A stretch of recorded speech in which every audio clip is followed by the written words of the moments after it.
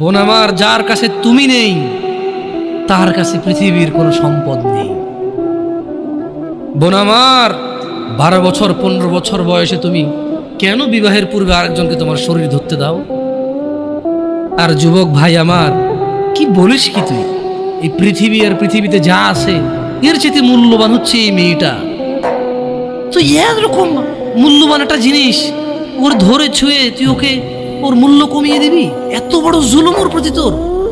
তুই আল্লাহকে ভয় করিস না তাই বলে এতটা এতটা কি বলিস তুই? তুই কি কারো গাড়ির গ্লাস ভাঙছিস জীবনে? না। কেন? ওর লস হবে। তুই কি কোনোদিন কোনো মানুষকে ঘুষি দিছিস? না। কারণ তাহলে ও বেচারা কষ্ট পাবে। তুই কি জীবনে কারো পেটে ছুরি ঢুকাই দিছিস? না। ও মরে যাবে, তাহলে ওর ফ্যামিলি ক্ষতিগ্রস্ত, লসে পড়ে যাবে। তুই কি কারো টাকা মারছিস কোনোদিন? না। তাহলে ওর ফ্যামিলির টাকার কারণে কষ্ট পাবে। তাহলে তুই কেন তুই এত ছোট ছোট বিষয়গুলো খেয়াল রাখিস যে আরেকজনের লস হবে? তাহলে তুই এই মেয়েটার জীবনটাকে তুই কি করলি? তুই পুরো পৃথিবী আর পৃথিবীতে যা আছে সবকিছু বিক্রি করলে যে সম্পদ হবে, সবকিছু অর্জন করলে যে অর্জন হবে, এর চাইতে মূল্যবান তুই ওকে সতীত্ব থেকে বের করে নিয়ে আসলি।